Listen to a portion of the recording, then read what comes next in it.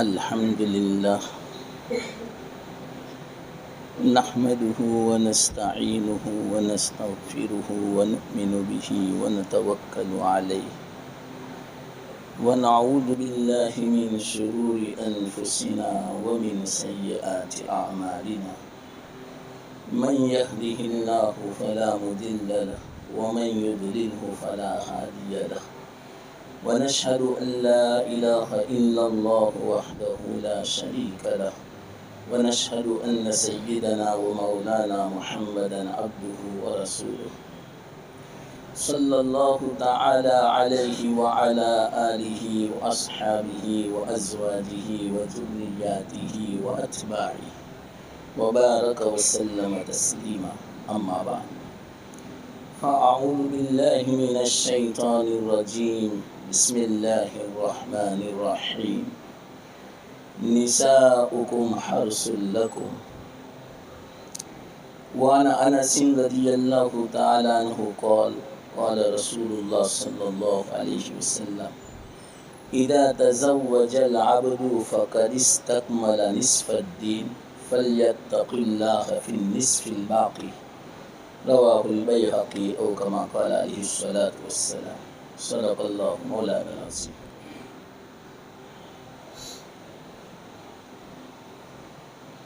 محترم دوستو بزرگوں،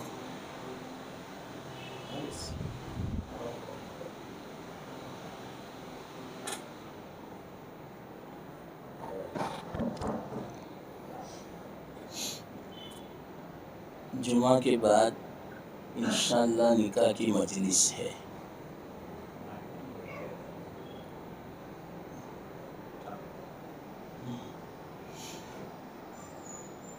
اسی عنوان پر مختصر وقت ہے، مختصر بات پیش کر دوں.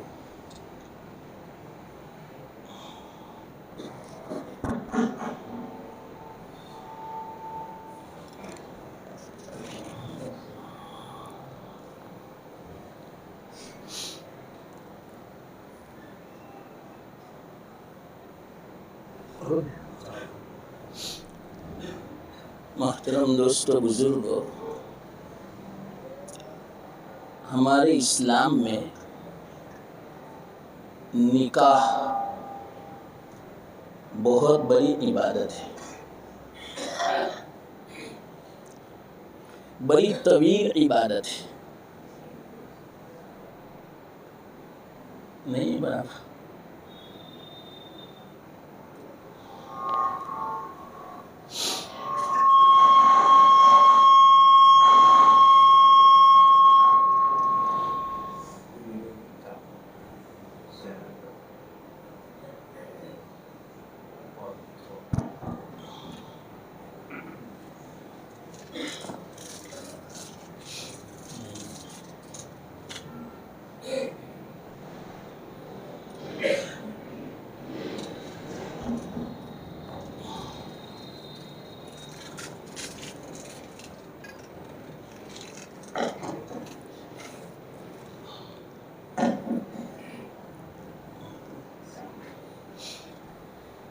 محترم دوستو بزرگوں،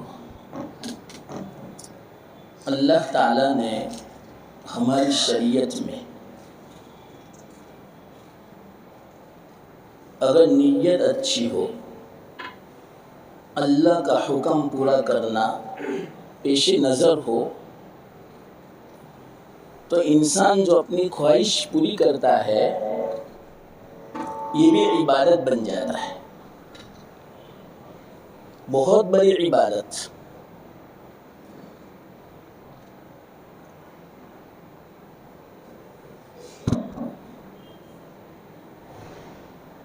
حدیث میں آتا ہے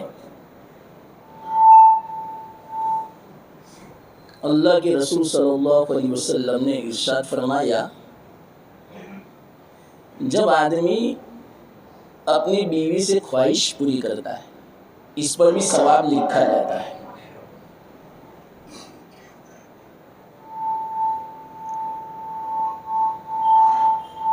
صحابہ کو تعجب ہوا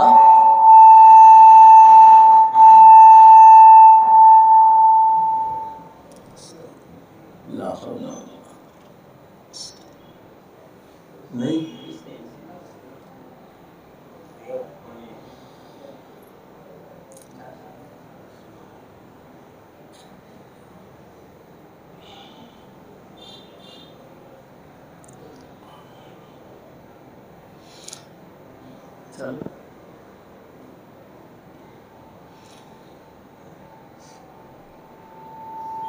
یہ جو میں نے آیت کا ٹکڑا تلاوت کیا، نساؤکم حرث لکم،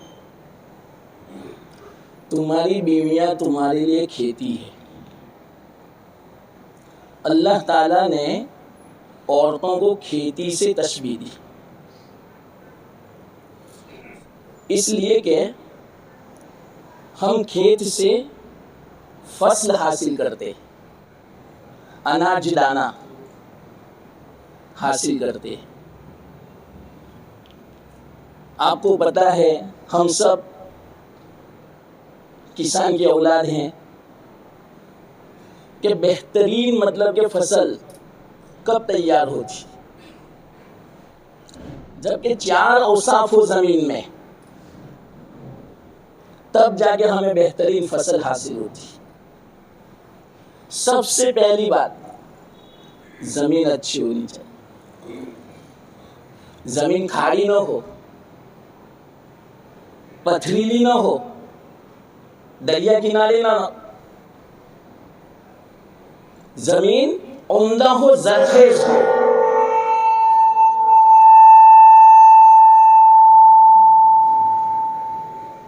دماغ بھی منتشر ہو گیا، کیا بات کرے کچھ سمجھ نہیں پڑا۔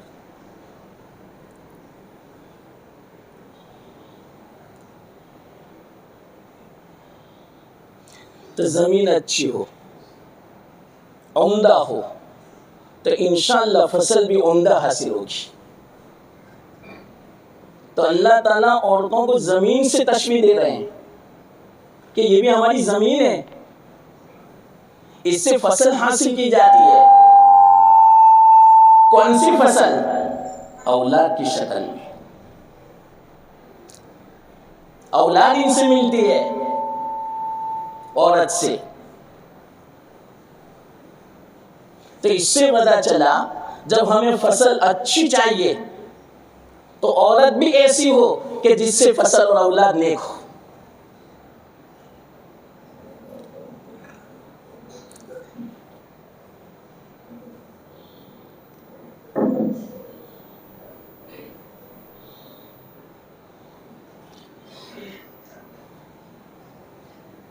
اب شریعت کی نظر میں عورت اچھی کون سی؟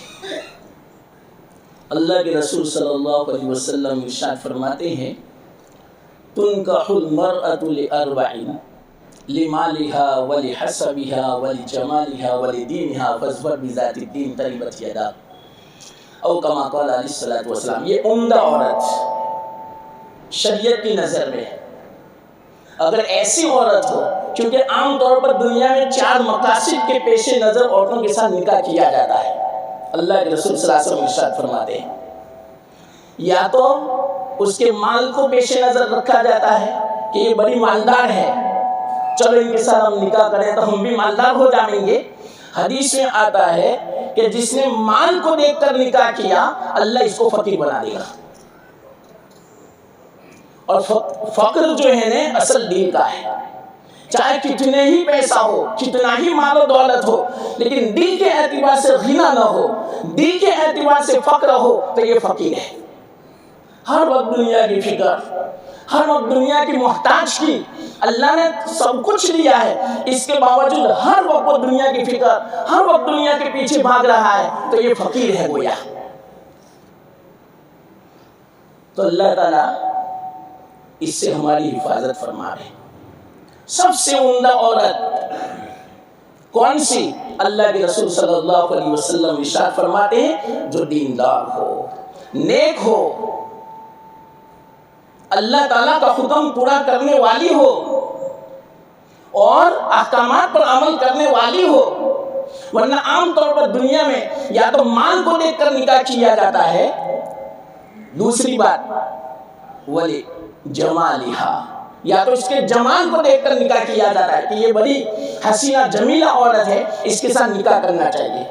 عام طور پر دنیا کا نظام بتایا اللہ کے رسول صلی اللہ علیہ وسلم نے کہ نکاح کیوں کیا جاتا ہے، یا تو مال کو دیکھ کر، یا تو حسن و جمال کو دیکھ کر، یا تو حسب و نسب کو دیکھ کر، یعنی اس کے خاندان کو دیکھ کر کہ بڑا اونچا خاندان ہے، بڑا عزت والا خاندان ہے، کہ اس کی لڑکی لانی چاہیے، اس کے ساتھ نکاح کرنا چاہیے، تو اس کو پیش نظر رکھا جاتا ہے۔ اللہ کے رسول صلی اللہ علیہ وسلم نے فرمایا کہ نہیں، بلکہ چوتھا جو عنوان ہے وَلِدِينِهَا، دین کو پیش نظر رکھو، فَاظْفَرْ بِذَاتِ الدِّین، دین کو پیش نظر رکھو، تو انشاءاللہ العزیز یہ ہماری زمین عمدہ سمجھی جائے گی۔ اس سے جو فصل تیار ہوگی، اس سے جو اولاد جو پیدا ہوگی وہ بڑی نیک ہوگی، صالح ہوگی، آنکھوں کی ٹھنڈک بنے گی، اور آخرت میں ہمارے لیے صدقہ جاریہ بنے گی، اور ہمارے مرنے کے بعد انشاءاللہ یہ مغفرت کا ذریعہ بنے گی، ہمارے لیے ایصال ثواب کرے گی، اور دنیا میں جب تک وہ زندہ رہیں گے والدین کی عظمت بجا رہیں گے، والدین کی خدمت کریں گے، ایسی اولاد پیدا ہوگی۔ اگر ہم نے دین کو پیش نظر رکھا، بہت سارے واقعات ہیں۔ ایک مرتبہ مختصر بات کہوں، حضرت مبارک رحمت اللہ علیہ ایک ترکی بڑا تاجر تھا ترکستان کا، انہوں نے اپنے باغ کے اندر ایک خادم رکھا تھا جن کا نام تھا مبارک۔ نوجوان تھے، بڑے نیک تھے، بڑے عبادت گزار تھے، بڑے امانت دار، بڑے دیانت دار، کبھی خیانت نہیں کرتے تھے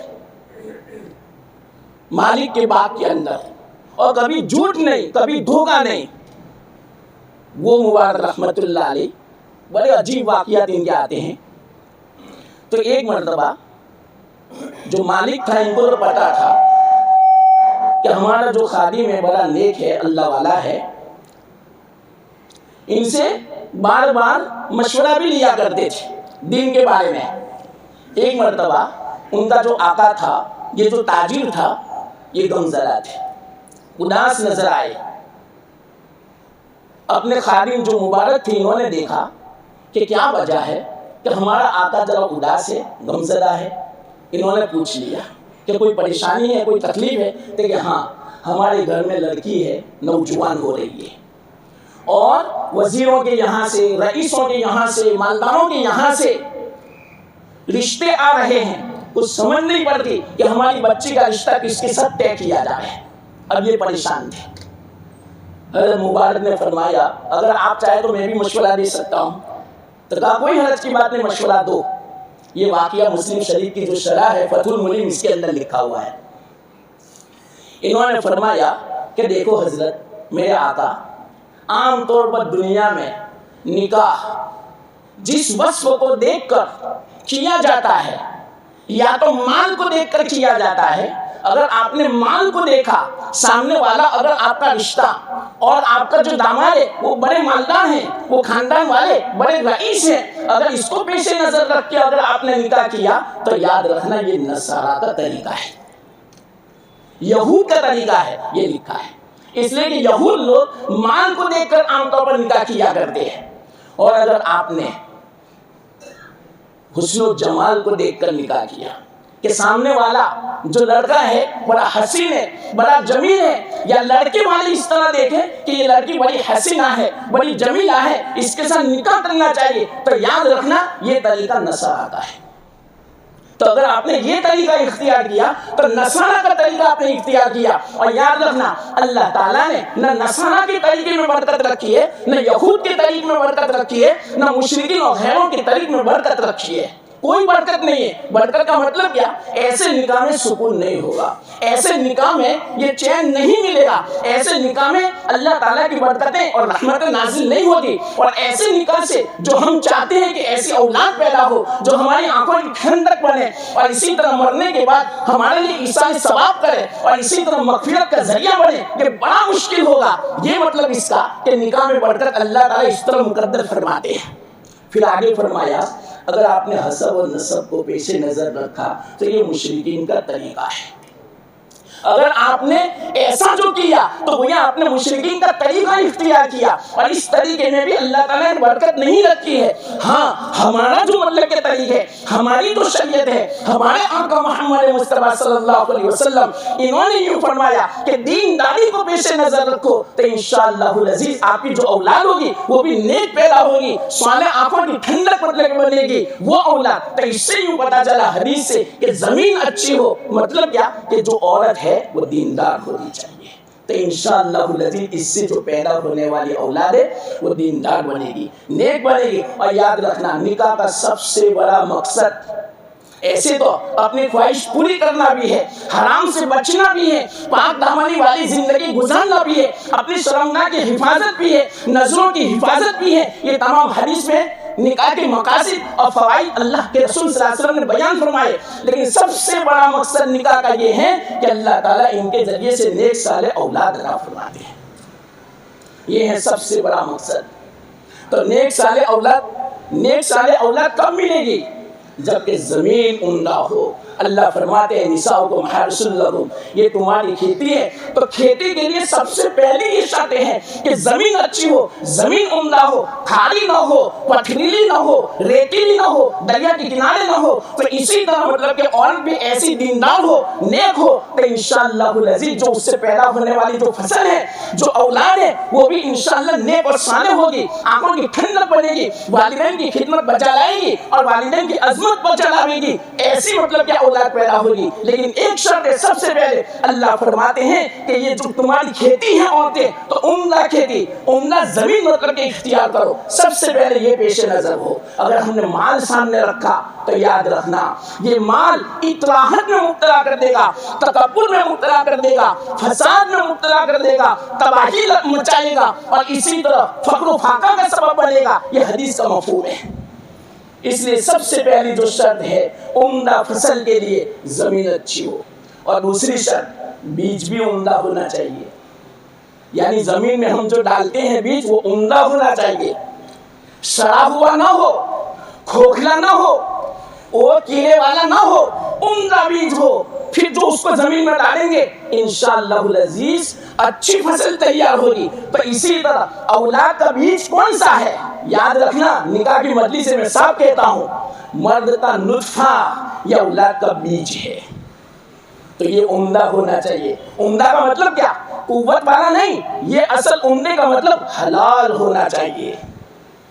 انشاءاللہ العزیز اگر حلال ہوگا، آج کل کے زمانے میں اس کی طرف توجہ کو بہت کم دی جاتی ہے، اتنی خطرناک چیز ہے، آج اتنا بڑا فتنہ ہے، دین کی خرابی کا جو ذریعہ ہے، سب سے بڑا جو اگر کوئی فساد کا سبب ہے دین کے اعتبار سے وہ حرام لقمہ ہے، حرام کمائی ہے۔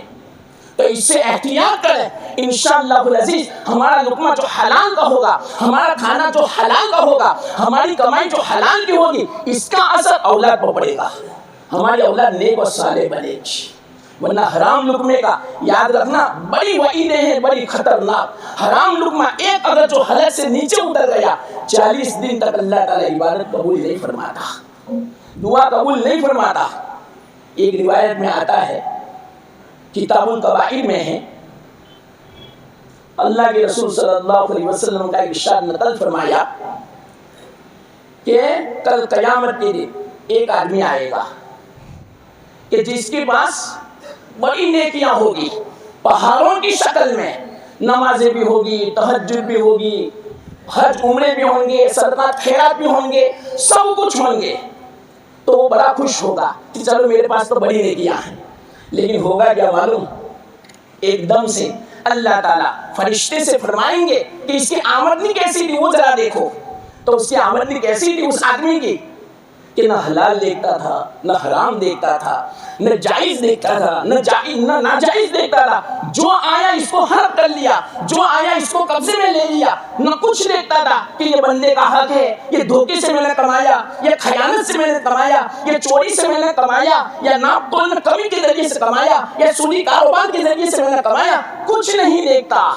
جو حرام ہے، کسی کا حق جو دبایا، ایسا اس نے کوئی خیال نہیں کیا، تو اس طرح جو اس نے کمایا ہوگا تو ساری نیکیاں جو پہاڑوں کی شکل میں تھی وہ سب کی سب ملیا میٹ ہو جائے گی، سب کا خاتمہ ہو جائے گا، اور اللہ تعالیٰ فرشتے سے فرمائیں گے اس آدمی کو پکڑ کے جہنم میں ڈال دو۔ تو آپ اس سے اندازہ لگاؤ، پوری زندگی اس نے عبادت کی، نمازوں کی پابندی کی، حج عمرے کیے، اللہ کے راستے میں صدقہ و خیرات کیا، لیکن اس کی آمد حلال کی نہیں تھی، تو اس ایک وصف کی بنا پر، اس ایک خرابی کی بنا پر اللہ تعالیٰ اس کے لیے جہنم کا فیصلہ فرمائیں گے۔ اور آپ ہی بتاؤ، جس کا لقمہ اس طرح حرام کا ہوگا اس کی اولاد کیسی ہوگی؟ یہ بیج ہے، یاد رکھنا، بیج کو حلال رکھو، بالکل صاف رکھو، اور ایسا رکھو کہ جس کے اندر اشتباہ بھی نہ ہو۔ اتنے واقعات ہیں کتابوں میں، لیکن مختصر وقت میں نہیں بیان کر سکتا میں۔ اگر حلال لقمہ ہوگا انشاءاللہ العزیز ضرور اولاد پر اثر پڑتا ہے، وہ اولاد نیک صالح بنے گی، وہ اولاد عالم دین بنے گی، وہ اولاد کے عقائد صحیح ہوں گے، ان اولاد کا ایمان باقی رہے گا۔ آج کے زمانے میں جو ہماری اولاد جو مرتد ہو رہی ہے، چاہے ذہنی اعتبار سے، چاہے خیالات کے اعتبار سے، چاہے ایمانی اعتبار سے، سب سے بڑا یاد رکھنا اس کا کس کا حصہ ہے؟ حرام لقمے کا۔ لیکن ہمیں پتہ بھی نہیں چلتا کہ میری کمائی کیسی ہے، میں کس طرح کما رہا ہوں۔ کہیں ایسا نہ ہو کہ سودی کاروبار ہو، اللہ بہت ناراض ہوتے ہیں سودی کاروبار سے، سارا مال اس کا حرام کا، سارا مال کی جو برکت ہے وہ ساری ختم ہو جاتی ہے سودی کاروبار کی بنا پر، چاہے 1 روپیہ کیوں نہ ہو۔ یاد رکھنا، اس کے لیے کوئی ضروری نہیں کہ لاکھوں روپیہ آپ سودی اگر آپ جمع کریں جبھی اس کی بے برکتی اور نحوست ہوگی، بلکہ 1 روپیہ بھی لاکھوں روپیوں میں اگر جو شامل ہو جائے سود کا حرام کا، تو لاکھوں روپے کی برکتوں کو سمجھا میٹ کر دے، ستیہ ناش کر دے گی برکت کو۔ اتنا خطرناک وبال ہے اس کا حرام کا۔ تو وہی لقمہ ہم کھائیں گے، اس سے جو نطفہ پیدا ہوگا اور اس سے جو بچے پیدا ہوں گے اولاد، آپ ہی بتاؤ کیسی اولاد ہوگی؟ بے حیا اولاد ہوگی، یاد رکھنا، اللہ بچائے۔ بڑی خطرناک باتیں ہیں۔ تو ایک تو نطفہ عمدہ ہونا چاہیے، بیج عمدہ ہو۔ ایک بات ضمن میں کہہ دوں، وقت تو ہو چکا ہے، 5 منٹ مجھے دی ابھی۔ ایک بات ضمن، آج کل کے زمانے میں حرام لقمہ یہ بھی ہے جو دیکھا گیا آج کتنی جگہوں پر۔ کون سا؟ ہم یہ جو گوشت کھاتے ہیں تو بعض مرتبہ یہ ذبح کرنے والا بسم اللہ اللہ اکبر بھی نہیں بولتے۔ بہت افسوس کی بات ہے، یہ میں بار بار میں کہتا ہوں، جہاں میں بیان کے لیے جاتا ہوں اس کی میں تنبیہ کرتا ہوں، آپ متنبہ ہو جاؤ، آپ اس کا خیال کرو۔ جہاں بھی آپ گوشت لینے جائے، چاہے چکن ہو چاہے مٹن ہو، تو آپ دیکھو وہ بسم اللہ اللہ اکبر اتنے زور سے بولتا ہے کہ نہیں، کہ جس کی بنا پر ہم سنیں یا وہ خود سنیں۔ آپ دیکھنا، دھیان کرنا، وہ جب ذبح کرتا ہے اس کا ہونٹ بھی نہیں ہلتا۔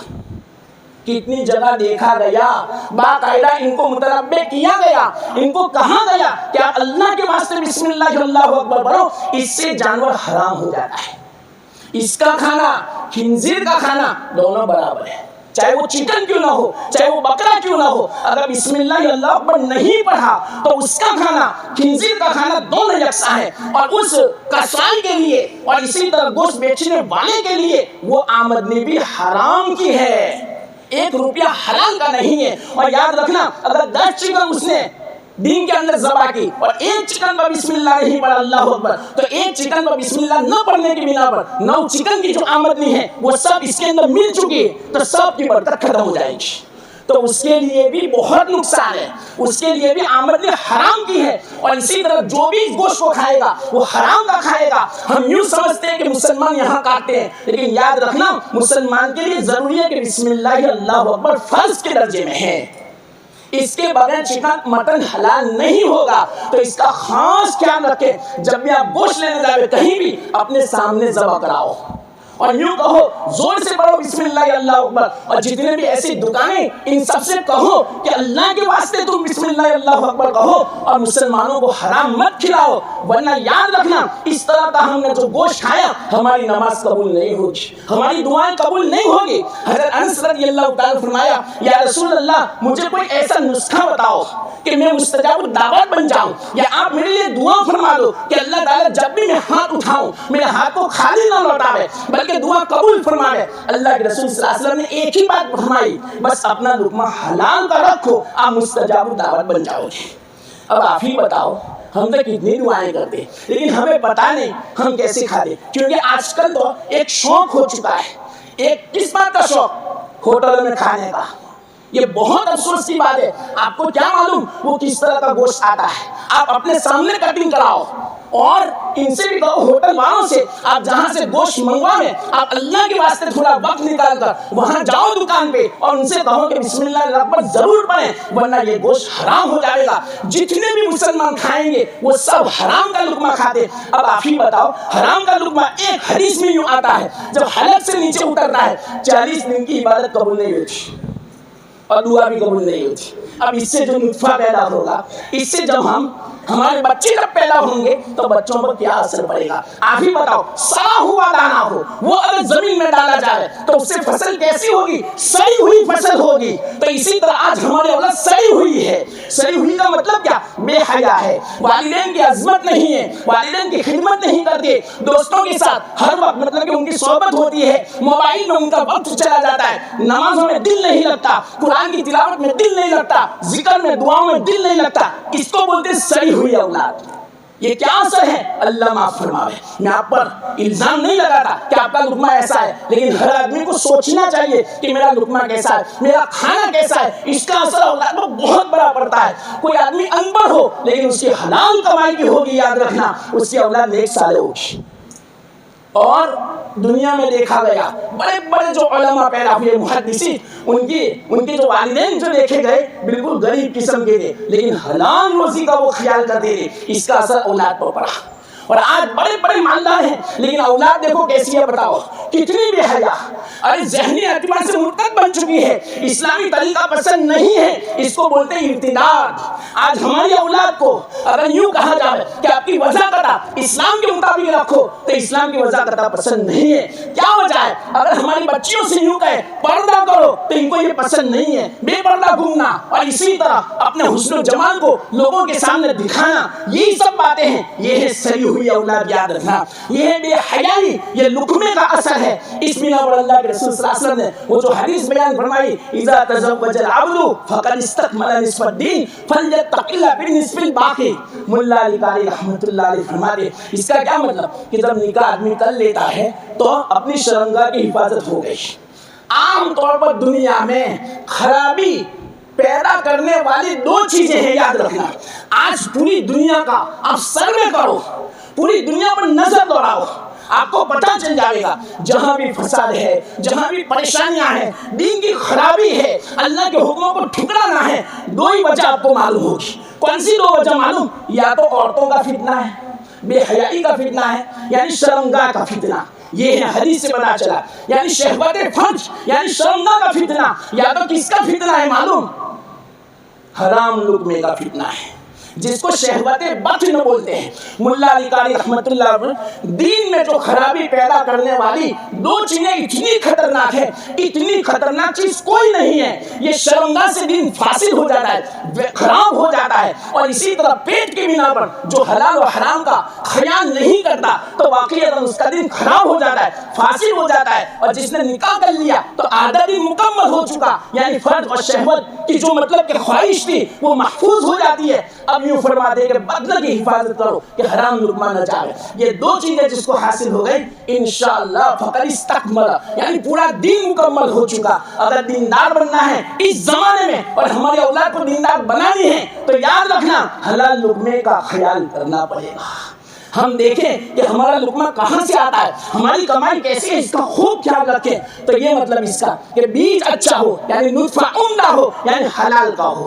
اور تیسری بات کیا معلوم؟ آپ کو پتا ہے کہ زمین میں جب ہم نے بیج بھی ڈالا، زمین بھی اچھی ہے، لیکن بیج ڈال کر بے فکر نہیں ہو جاتے، بلکہ اس کو ہم پانی بھی دیتے ہیں وقتاً فوقتاً، اور دوائی بھی چھڑکتے ہیں، تو ہم اس کا خیال کرتے ہیں۔ تو اولاد پیدا ہونے کے بعد یاد رکھنا ہم اس کا خیال رکھیں، اسلامی تعلیم دیں، اور اسی طرح ان کی تربیت کریں اسلام کے مطابق، تو یہ اولاد انشاءاللہ آگے چل کر آنکھوں کی ٹھنڈک بنے گی۔ یعنی ان کو عقائد سکھاوے، اسلامی احکام سکھاوے، بچیوں کے جو احکام ہے بچیوں کے احکام سکھاوے، اور اسی طرح قرآن کی تعلیم دے۔ یہ پہلے ہیں، چاہے تم ڈاکٹر بناؤ، پروفیسر بناؤ، کوئی حرج کی بات نہیں، سب جائز ہے، لیکن پہلے اسلام ہے، پہلے ایمان کی تعلیم ہے، پہلے ان کا ایمان مکمل بناؤ، یقین بناؤ ان کا مکمل، ان کے عقائد صحیح کرو، کہیں مرتد نہ ہو جائے، یہ پہلے نمبر پر ہے۔ اس کے بعد میں دنیا میں جتنی بھی دیگریاں ہیں وہ سب دوسرے نمبر پر آتی ہے، اس لیے یاد رکھنا ان کی تربیت بھی اچھی ہو، یہ تیسری چیز۔ چوتھی چیز، فصل کب اچھی ملتی ہے معلوم؟ جبکہ ان کو ہم نقصان والی چیزوں سے بچائے، فصل کو ہم جو اسی طرح کاٹے، جھاڑ جھنکار، دوسری گھاس جو اگ جاتی ہے تو ہم اس کو کاٹ کے پھینک دیتے ہیں، تو اسی طرح ہمیں اولاد اچھی چاہیے تو اس کے لیے نقصان والی جو چیزیں ہیں اس سے دور رکھنا پڑے گا۔ کون سی نقصان دینے والی چیز آج کل کے زمانے میں؟ بری صحبت، اسی طرح آج کل کا موبائل۔ خیال کرو ہمارے بچے موبائل کس طرح استعمال کرتے ہیں، تنہائی کن کے ساتھ گزرتی ہے، ان کے دوست کون ہیں، ان کی ملاقات کس سے ہوتی ہے، ان کی بات چیت کس سے ہوتی ہے، ان کی چیٹنگ کس کے ساتھ ہوتی ہے، یہ چیز اگر جو ہم نے پیش نظر رکھی تو انشاءاللہ اللہ تعالیٰ نے جو فرمایا یہ تمہاری عورتیں تمہارے لیے کھیتی ہے، بہترین مطلب یہ اولاد یہ عورتیں تمہیں نصیب فرمائے گی، عطا فرمائے گی۔ یہ کب ہوگا؟ ان چار چیزوں کا خیال رکھے تو۔ یاد رکھنا، بہت جلدی میرا وقت بھی بہت دیر سے بیان شروع ہوا، اس لیے جلدی میں نے مختصر بات کر دی۔ اللہ نے جو کہنے کی توفیق عطا فرمائی، اللہ تعالیٰ قبول فرماوے اور ہم سب کو عمل کی توفیق عطا فرماوے۔ وآخر دعوانا الحمدللہ۔